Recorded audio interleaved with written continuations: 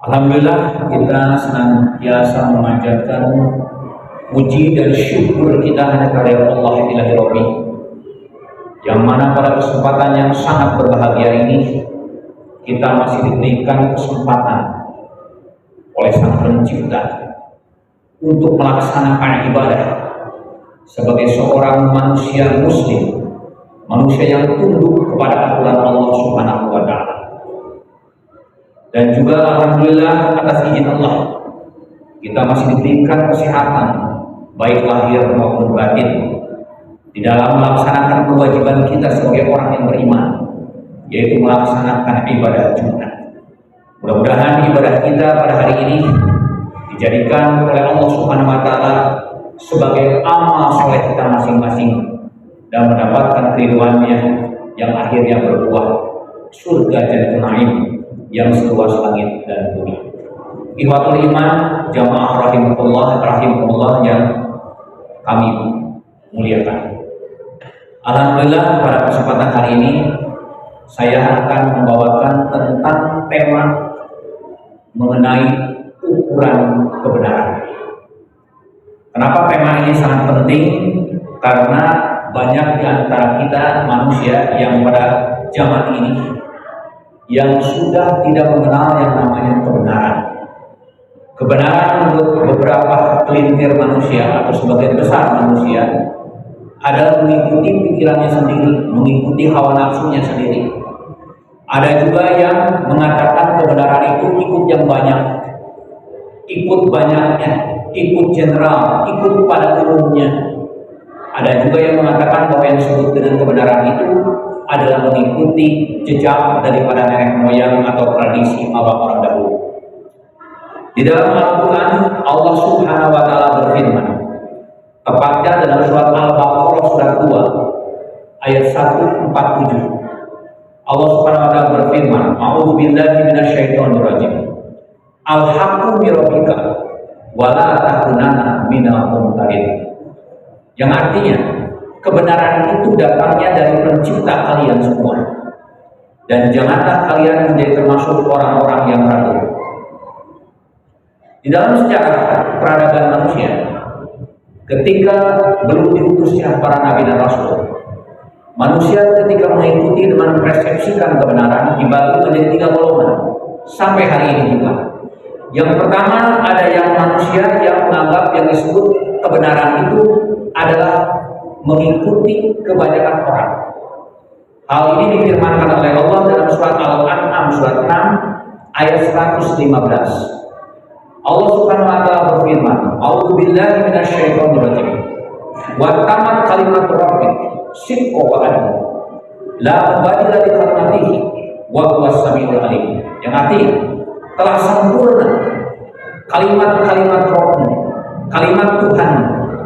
Al-Quran yang diturunkan oleh Allah Subhanahu wa Ta'ala sudah sempurna, sidqan wa adla, yang penuh dengan kebenaran, kejujuran, dan penuh dengan keadilan. La mubaddila li kalimatihi, tidak ada yang bisa merubah kalimat-kalimat Allah, dan Dia Maha mendengar dan Maha mengetahui. Kemudian disusul dengan ayat 116, wa in tu'ti aktsara man fil ardi yudilluka an sabilillah iyattabi'una ila dhanna wa inhum ila yakhrusun. Yang artinya, dan jika kamu mengikuti kebanyakan mayoritas manusia di muka bumi ini, maka mereka akan menyesatkan kamu dari jalan Allah. Karena apa yang mereka ikuti itu hanyalah prasangka, dan sesungguhnya prasangka itulah adalah kebohongan. Banyak orang yang menganggap bahwa kebenaran yang hakiki itu mengikuti kebanyakan orang, padahal mengikuti kebanyakan orang belum benar.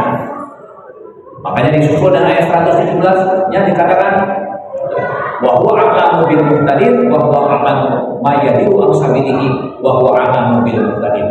Dan hanya Allah lah yang mengetahui siapa yang tersesat dari jalannya, dan hanya Allah yang mengetahui siapa yang mendapatkan petunjuk.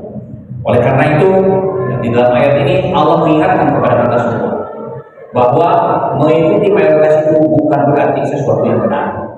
Bahkan dalam sejarah berapa banyak golongan yang sedikit bisa mengalahkan yang banyak dengan izin Allah Subhanahu wa Ta'ala. Kam min fi'atin Qalilatin walakat fi'atan akhiratan biidznillah. Berapa banyak golongan yang sedikit minoritas bisa mengalahkan yang banyak yang mayoritas dengan izin Allah. Karena yang mayoritas sudah meninggalkan petunjuk Allah. Sedangkan yang minoritas ada orang-orang beriman, orang-orang bertakwa, orang-orang yang berkualitas baik iman, ilmu, dan amal solehnya. Oleh karena itu dengan ayat ini Allah mengingatkan kepada kita semua khususnya kaum muslimin bahwa mengikuti kebenaran bukan berarti mengikuti banyak orang ketika mengikutinya.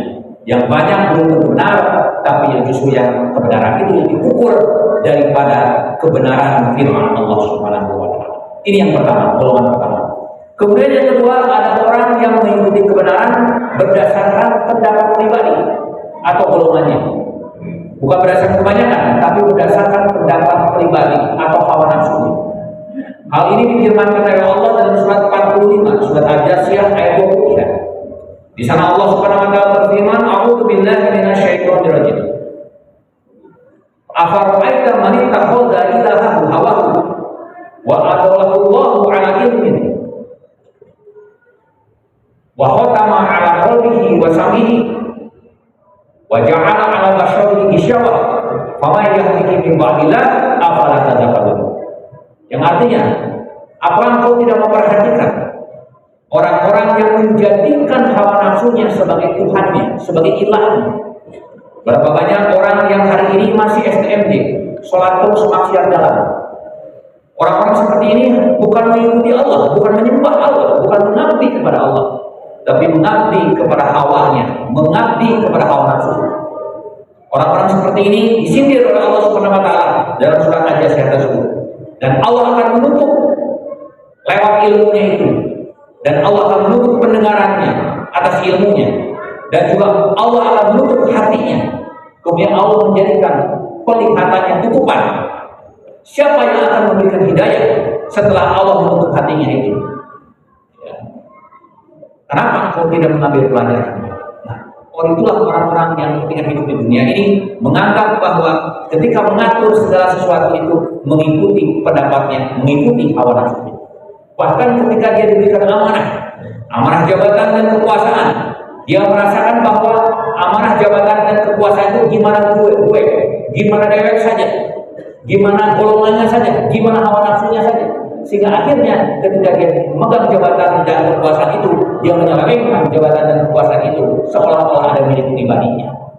Oleh karena itu, Allah Subhanahu wa taala mengingatkan kepada kita semua, khususnya kaum muslimin, bahwa jangan kau jadikan hawa nafsunya sebagai ilah kalian. Hawa nafsu sebagai panutan kalian, menjadi sembahan kalian. Mungkin fisiknya Anda suatu beribadah kepada Allah, tapi pada hakikatnya Anda sebetulnya tidak beribadah kepada Allah, tapi mengabdi kepada hawa nafsu kita sendiri. Na'udzubillah, summa na'udzubillah. Orang-orang seperti ini pada hakikatnya adalah orang-orang yang masih syirik, orang-orang yang masih menyekutukan Allah Subhanahu wa taala di dalam hidupnya. Karena bagi orang-orang beriman, wa ma khalaqul jinna wal insa illa liya'budun. Dan tidaklah kami menciptakan jin dan manusia kecuali hanya untuk beribadah kepada Aku saja. Itu yang disebut dengan tauhid. Jadi artinya tujuan hidup di dunia ini tidak lain dan tidak bukan ketika Allah menciptakan manusia adalah untuk mengabdi hanya kepada Allah, bukan mengabdi kepada yang lain. Termasuk mengabdi kepada kekuasaan, mengabdi kepada harta, mengabdi kepada jabatan, mengabdi kepada partai politik. Itu sama sekali bukan pengabdian yang sesungguhnya. Tetapi Allah menginginkan kita kaum muslimin, orang-orang beriman, untuk mengabdi hanya kepada Allah Subhanahu wa taala. Suri Toladan ini pernah sampai diperlihatkan oleh panutan kita, Nabiullah Muhammad SAW. Juga panutan kita yang merupakan ayah moyang kita sendiri, yaitu Nabi Ibrahim alaihissalam. Di mana kita semua mengetahui bahwa Nabi Ibrahim alaihissalam memberikan keteladanan ketauhidan kepada Allah Subhanahu wa taala. Dan kita tak mengetahui bagaimana Nabi Ibrahim menerjemahkan tauhid dan mewujudkan tauhid dalam hidupnya ini. Semua pengabdian Nabi Ibrahim itu ditujukan kepada Rabbul Alamin. Inna sholati wa nusuki wa mahyaya wa mamati lillahi Rabbil Alamin. Andai kata bangsa Indonesia pada saat ini yang sebagian besar beragama Islam semuanya memiliki tujuan yang sama, hanya mengabdi kepada Allah Subhanahu wa taala Rabbul Alamin, tentu saja perubahan akan terjadi secara signifikan. Perubahan menuju badan mubayyibatun wa rabbun ghafur. Dan yang ketiga, para jemaah Allah, ada orang yang mengabdi dalam kebenaran itu adalah berdasarkan aturan nenek moyangnya, aturan tradisi leluhur. Hal ini difirmankan oleh Allah Subhanahu wa taala di dalam surat Al-Baqarah surat 2 ayat 170. Wa idza qila lahum ma'u ittabi'u ma unzila anzalallahu qalu bal nattabi'u ma alfaina 'alaika aba'ana aw kana aba'uhum la yaquluna syai'an wa la yahtadun. Apabila kita engkau katakan kepada mereka, siapakah, ikutilah apa yang telah diturunkan oleh Allah Subhanahu wa taala, yaitu Al-Qur'an. Maka mereka menjawab, kami hanya akan mengikuti apa yang sudah kami dapatkan dari nenek moyang kami. Padahal nenek moyang mereka tidak mendapatkan pengetahuan, tidak ada dasar pengetahuannya sama sekali. Dan nenek moyang mereka tidak berdasarkan kitab Allah dan tidak mengetahui ilmu dan tidak beriman sama sekali kepada Allah Subhanahu wa taala. Oleh karena itu, di dalam 3 hal ini Allah menyindir kepada kita semua, khususnya orang-orang beriman, khususnya kaum muslimin, agar jangan mengikuti 3 hal tersebut. Karena kebenaran yang hakiki sebenarnya adalah kebenaran yang datang dari Allah Subhanahu wa taala. Barakallahu fiikum.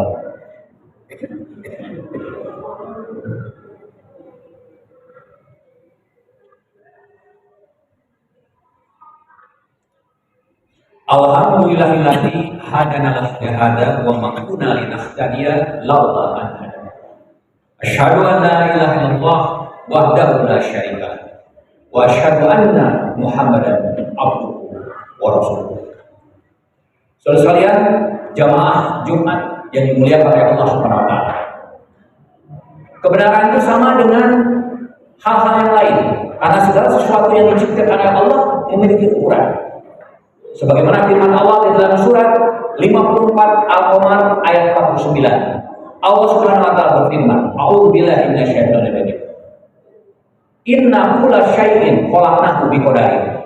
Sesungguhnya kami telah menciptakan segala sesuatu itu dengan ukurannya. Segala sesuatu yang diciptakan oleh Allah itu ada ukurannya. Bahkan yang namanya kebenaran itu ada ukurannya. Apa ukuran kebenaran itu? Allah mengajarkan kepada kita. Mari kita lihat firman Allah yang lain di dalam surah Al-A'raf surat yang ke-7 ayat yang ke-3. Allah Subhanahu wa taala berfirman, "A'udzu billahi minasyaitonir rajim. Ittabi'u ma unzila ilaika min rabbika. Wa la tattabi'u min dunillahi awliya. Afala tadhakkarun." Yang artinya, ya, ikutilah oleh kalian apa-apa yang telah diturunkan Allah. Dan janganlah kamu mengikuti selain daripada itu sebagai pemimpin-pemimpin kalian, sebagai pelindung-pelindung kalian. Apakah engkau tidak mengambil pelajaran atas sesuatu itu? Oleh karena itu dalam firman ini Allah Subhanahu wa taala memerintahkan kepada kita sekaligus melarang kepada kita. Yang pertama perintahnya adalah untuk mengikuti apa yang diturunkan oleh Allah. Apa yang diturunkan oleh Allah itu kitab Allah, yaitu Al-Qur'an. Andai kata bangsa kita, bangsa Indonesia yang sudah memiliki tujuan bernegara yang termaktub di dalam Pancasila ayat 1 sampai ayat 5. Semua yang nilai-nilai Al-Qur'an. Yang pertama adalah tauhid, ketuhanan yang Maha Esa. La ilaha illallah. Dengan menjalankan syariat Islam bagi para penurutnya. Karena itu merupakan cikal bakal Pancasila yang sekarang, yaitu Piagam Jakarta. Ya, ketuhanan yang Maha Esa dengan menjalankan syariat Islam bagi para penurutnya adalah merupakan pengejawantahan daripada kalimat syahadatain. Makanya dalam Undang-Undang Dasar 45 dikatakan negara berdasarkan ketuhanan yang Maha Esa. Artinya negara berdasarkan kalimat la ilaha illallah. Tidak ada satu negara pun di dunia ini yang memiliki dasar negara seperti kita. Karena dasar negara kita dibuat oleh para ulama yang merupakan pendiri bangsa dan negara ini. Itu yang tidak banyak orang menyadarinya. Oleh karena itu saya menggugah kembali kepada para hadirin semua. Marilah kita sebagai umat Islam bersatu. Kita kembali lagi kepada hidup kita. Bagaimana para pendiri bangsa ini mendirikan negara ini berdasarkan agama, berdasarkan al-Islam, berdasarkan tauhid, sehingga akhirnya mempersatukan seluruh bangsa kita dari Sabang sampai Merauke. Seluruh ayat-ayat Pancasila dari 1 sampai 5 ada merupakan nilai-nilai Al-Qur'an yang dijabarkan lewat kalimat-kalimat tersebut yang berlaku umum bagi seluruh bangsa dan negara kita, bagi seluruh suku yang tinggal di negara Republik Indonesia ini. Dan kita sebagai mayoritas Islam menjadi pelindung bagi yang minoritas. Oleh karena itu, marilah kita kembali kepada kitab kita, kembali kepada founding father kita, bagaimana ketika founding father ini mendirikan negeri ini. Mudah-mudahan pada waktu yang akan datang kita tersadarkan dan kembali kepada jati diri kita sebagai bangsa dan negara, dan mudah-mudahan kita sebagai negara Republik Indonesia ini yang sudah berusia 79 tahun ini mendapatkan keberkahan dan rahmat dari Allah Subhanahu wa taala dengan mengikuti apa yang telah diturunkan oleh Allah. Wala tattabi'u min dunillahi awliya. Janganlah kamu mengikuti selain daripada Allah sebagai pelindung kita. Nah, itulah yang dicamkan oleh Allah, yang diwasiatkan oleh Allah kepada kita selaku kaum muslimin. Mudah-mudahan kita bisa menjalankan amanah ini, baik para ulama, baik para ulama maupun para pemimpin, agar mereka mampu untuk menjalankan amanah tersebut yang akan dipertanggungjawabkan oleh kita semua pada yaumil akhir. Saya kira apa yang saya sampaikan cukup sekian. Mudah-mudahan apa yang saya sampaikan, yang dipesankan, bisa menyadarkan kita semua agar kita kembali kepada jati diri kita, yaitu kembali kepada Allah Subhanahu wa taala, sehingga akhirnya negeri ini menjadi negeri yang baldatun thayyibatun wa rabbun ghafur. Mari kita tutup dengan doa. Mudah-mudahan doa ini dikabulkan oleh Allah Subhanahu wa taala dan kita mendapatkan rahmat dan ridhonya. Allahumma inna nas'aluka salamatan fid din wa 'afiyatan fil jasadi wa ziyadatan fil ilmi wa barakatan fil rizqi wa taubatan qabla al-maut wa rahmatan indal maut wa maghfiratan ba'dal maut. Allahumma hawwin 'alaina fi sakaratil maut wa najatan minan nar wa afwa indal hisab. Rabbana la tuzigh qulubana ba'da idh hadaitana wa hab lana min ladunka rahmah innaka antal wahhab. Rabbana atina fid dunya hasanah wa fil akhirati hasanah wa qina adzabannar. Subhana rabbika rabbil izzati amma yasifun wa salamun alal mursalin walhamdulillahi rabbil alamin. Allahumma inni a'udzubika min ilmin la yanfa'u wa min qalbin la yakhsha'u wa min nafsin la tasba'u wa min da'watin la yustajabu laha. Rabbana fil wa liwalidayya warhamhuma kama rabbayani shaghira. Allahumma arina haqqan haqqan warzuqna ittiba'ah wa arina batilan batilan warzuqna tinaba. Subhana rabbika rabbil izzati amma yasifun wa salamun alal mursalin walhamdulillahi rabbil alamin. Aqulu qawli hadza wa astaghfirullah li wa lakum. Billahi taufiq wal hidayah. Wassalamu alaikum warahmatullahi wabarakatuh.